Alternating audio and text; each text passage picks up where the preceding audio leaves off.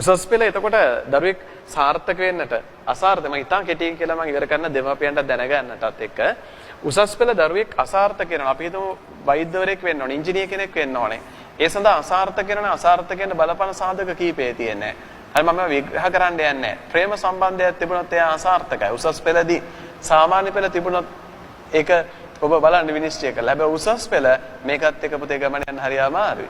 දෙවෙනි සාධකය තමයි උසස් පෙළ දිනා ගන්න අපහසුයි දරුවෙකුට අනිවාර්යෙන්ම මොකද්ද?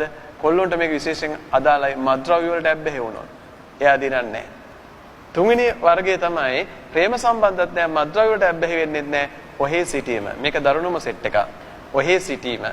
ආන් එක්කෙනා මොකද වෙන්නේ? උසස් පෙළ දිනන්නේ නැහැ. ඒ කියන්නේ ගෙදර එනවා තුන් වෙල මැරෙන්න කනවා. ටීවී එකේ කතා සෙට් එකෙන් බලනවා ලෙසටම හැකියපමණ ඉක්මනට වේලස් වෙන්න ඉදිනවා. ආන් එයාත් ගොඩ යන්නේ නැහැ. හතරවෙනි කතන්දරය තමයි ආර්ථික ප්‍රශ්න. මම හිතන්නේ ගොඩක් දුරට අම්මෙක් තාත්තෙක් මේකට ඔයාට මැදිහත් වෙන්න දෙන්නේ නැහැ. එයා කොහොම හරි ඒක ගැට ගන්නවා. ඒතර ඔන්න ඔය කියන වර්ග හතරට අයිති නැති දරුවෙක් නම් එයාට උසස් පෙළ මොන විෂයෙන් කරත් ආර්ට් කරත් ලේසි නෑ. කොමර්ස් කරත් ලේසි නෑ. ටෙක්නොලොජි කරත් ලේසි නෑ. හරිද? සයන්ස් කරත් එහෙම, මැත්ස් කරත් එහෙම.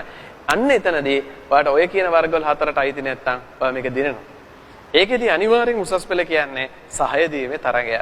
ඒ සහය දීමේ තරගේ චරිත හතරක් ඉන්නවා.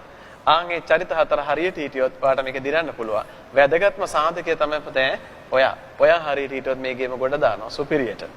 ඊළඟට දෙවෙනි සාධකය ළඟ ඉන්න යාළුවා. පැය 24 ඔරලෝසුවේ වැඩිපුර කාලයක් ඔයා සිහියෙන් ඉන්න යාළුවත් එක්ක. මොකද ගෙදර ඉන්න සමහරවිට උපකාරක පන්ති හැරි මොන හරි තිබුණත් ඒ ෆිසිකල් ක්ලාස් එකක් නම් දැන් නම් ඔන්ලයින් මේ දවස්වල ගෙදර ඉන්නවා සිහියේ සමහරලාට බොහෝ විට හවස 5:00ට ගෙදර එන අම්මා තාත්තා රැයට නම් එනකොට යාලා ජීවන සරණ නිසා නිින්දට යනවා. පැය 3යි 4යි අම්මා තාත්තත් එක්ක